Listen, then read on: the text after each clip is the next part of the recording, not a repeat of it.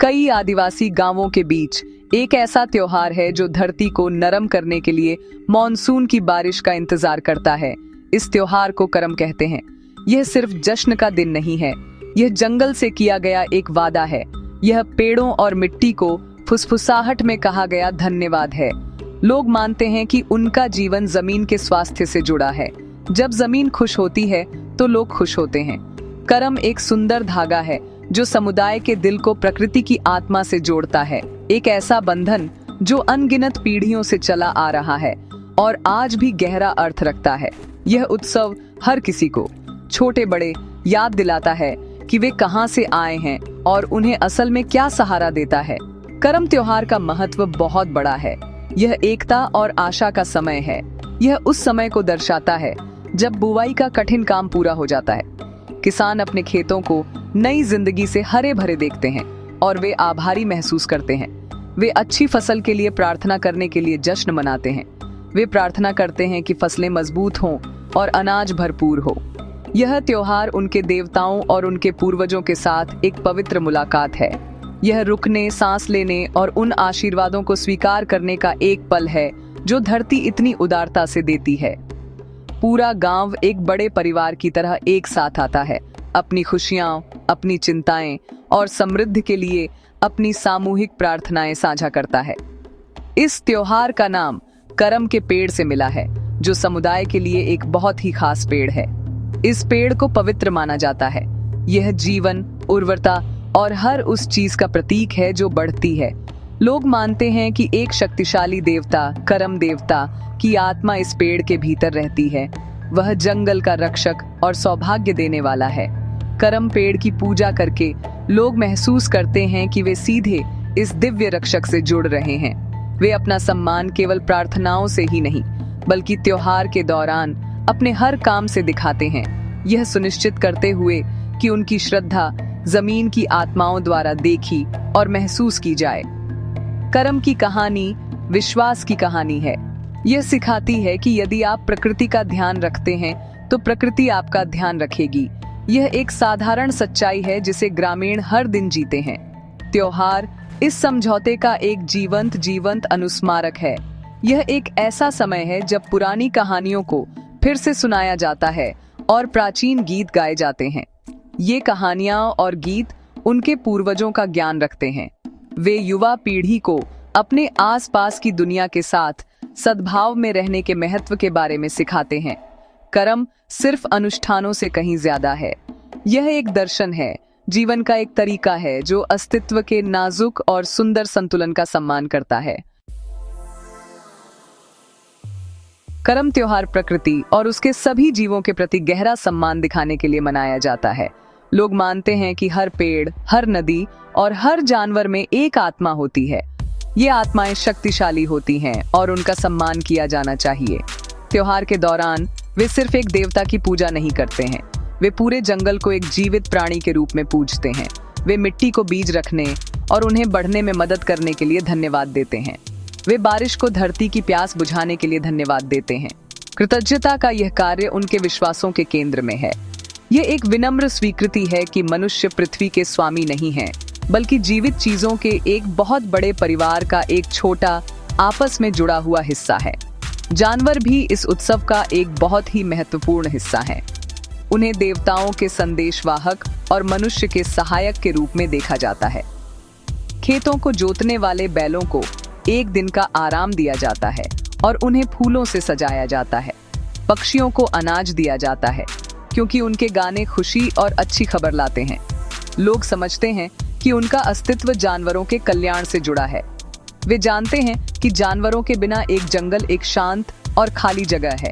इसलिए वे जानवरों को खुश और संरक्षित रखने के लिए विशेष चढ़ावा चढ़ाते हैं।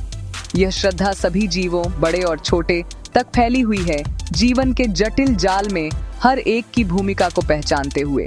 इस त्योहार का मुख्य कारण उर्वरता और समृद्धि के लिए प्रार्थना है। यह प्रार्थना सिर्फ मानव परिवारों के लिए नहीं, बल्कि पूरी दुनिया के लिए है। वे खेतों के उपजाऊ होने की प्रार्थना करते हैं ताकि वे भरपूर फसल दे सकें।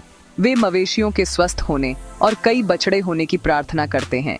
वे जंगल के घने और जीवन से भरे रहने की भी प्रार्थना करते हैं, जो उन्हें भोजन, दवा और आश्रय प्रदान करता है। यह समृद्धि का एक समग्र दृष्टिकोण है, जहां समुदाय का कल्याण पर्यावरण के स्वास्थ्य से अविभाज्य है। उनकी प्रार्थनाएं एक विनम्र अनुरोध हैं, पृथ्वी के साथ एक बातचीत है, उसकी निरंतर उदारता और समर्थन के लिए पूछ रही है। करम के दौरान बड़े बुजुर्ग एक सुंदर कहानी सुनाते हैं। यह दो भाइयों के बारे में है। एक अमीर था लेकिन प्रकृति का अनादर करता था, जबकि दूसरा गरीब था लेकिन हमेशा करम देवता का सम्मान करता था। अमीर भाई ने सब कुछ खो दिया, जबकि गरीब भाई को भरपूर आशीर्वाद मिला। ये कहानी एक सरल, शक्तिशाली सबक सिखाती है। धन को पैसे में नहीं, बल्कि पृथ्वी के साथ आपके रिश्ते में मापा जाता है। यह हर किसी को याद दिलाता है कि सच्ची समृद्धि विनम्रता और प्राकृतिक दुनिया के प्रति सम्मान से आती है। त्योहार इस कहानी का एक जीवंत अवतार है, उनके जीवन और आजीविका के स्रोत का सम्मान करने और उसकी रक्षा करने के लिए उनकी प्रतिबद्धता का वार्षिक नवीनीकरण। करम त्योहार का दिल उसके अनोखे और सार्थक अनुष्ठानों में निहित है। उत्सव तब शुरू होता है जब युवा अविवाहित पुरुषों का एक समूह जंगल में जाता है। वे एक करम पेड़ के चारों ओर नाचते और गाते हैं, फिर सम्मान पूर्वक एक डाल काटते हैं। उन्हें इस डाल को जमीन पर छूने की अनुमति नहीं है। वे इसे एक पवित्र राजा की तरह गांव वापस लाते हैं। फिर इस डाल को गांव के चौक के केंद्र में लगाया जाता है, जिसे इस अवसर के लिए साफ और सजाया जाता है। यह कार्य जंगल के आशीर्वाद और जीवन शक्ति को सीधे उनके समुदाय के दिल में लाने का प्रतीक है। एक पवित्र संबंध जिसे सभी के लिए दृश्यमान बनाया गया है।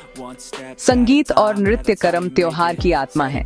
जैसे ही डाल लगाई जाती है, ढोल की आवाज धरती की धड़कन की तरह हवा में भर जाती है। महिलाएं अपने सबसे अच्छे पारंपरिक कपड़ों में गोल घेरे बनाती हैं और पवित्र डाल के चारों ओर नाचती हैं।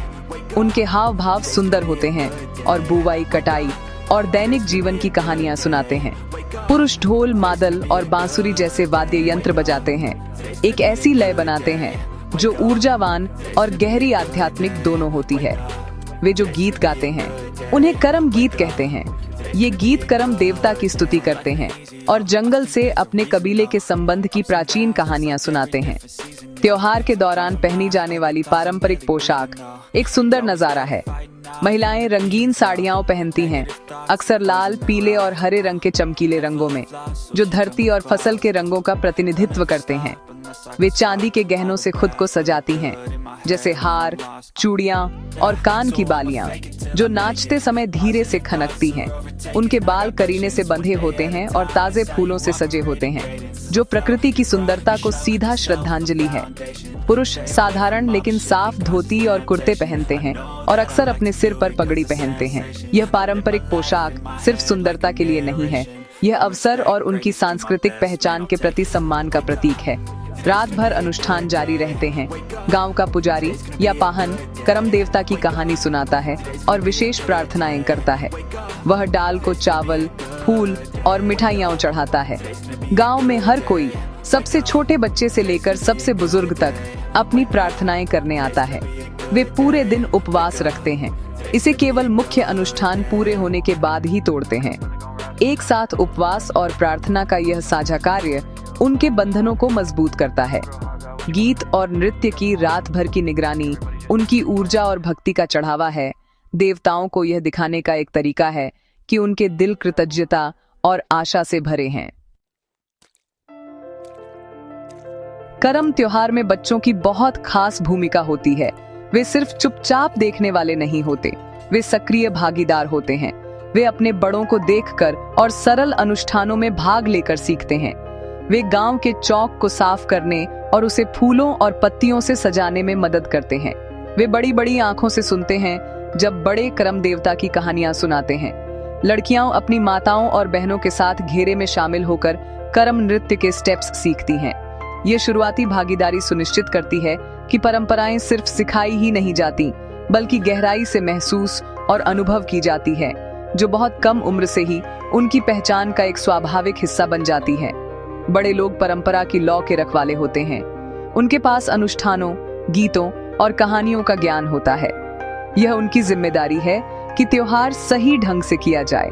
गांव का मुखिया उन युवा पुरुषों का मार्गदर्शन करता है जो करम डाल लाने जाते हैं। बड़ी महिलाएं छोटी लड़कियों को करम गीतों के बोल सिखाती हैं, हर शब्द के पीछे का अर्थ समझाती हैं। उनकी उपस्थिति मार्गदर्शन और आश्वासन का स्रोत है। वे समुदाय की जीवित पुस्तकालयें हैं। यह सुनिश्चित करती हैं कि पीढ़ियों से जमा हुआ ज्ञान खो न जाए, बल्कि प्यार और देखभाल के साथ अगली पीढ़ी को दिया जाए। यह त्योहार एक गहरा सबक सिखाता है जो ढोल बजना बंद होने के बहुत बाद तक हर किसी के साथ रहता है। यह सिखाता है कि मनुष्य प्रकृति के एक बड़े आपस में जुड़े परिवार का हिस्सा है। यह इस विचार को मजबूत करता है कि सम्मान और कृतज्ञता एक खुशहाल और टिकाऊ जीवन की कुंजी है। त्योहार के अंत में पवित्र क्रमडाल को पास की नदी या तालाब में सम्मान पूर्वक विसर्जित कर दिया जाता है। यह कार्य देवता की उसके जंगल के घर वापसी का प्रतीक है और यह पानी को भी समृद्ध करता है, आशीर्वाद को और फैलाता है। लोग अपने घरों को सिर्फ अच्छी फसल की उम्मीद के साथ ही नहीं, बल्कि दुनिया में अपनी जगह के एक नए एहसास के साथ लौटते हैं। आखिर में करम त्योहार सिर्फ एक उत्सव से कहीं ज्यादा है। यह पूरे समुदाय के लिए एक महत्वपूर्ण शिक्षा है। यह पर्यावरणीय चेतना को पाठ्य पुस्तकों के माध्यम से नहीं, बल्कि जॉयफुल और पवित्र अभ्यास के माध्यम से सिखाता है।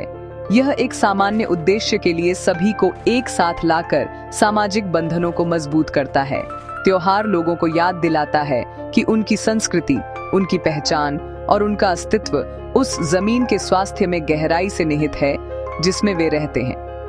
ऐसी दुनिया में जो प्रकृति से अपने संबंध को तेजी से भूल रही है, करम का सबक पहले से कहीं ज्यादा महत्वपूर्ण है।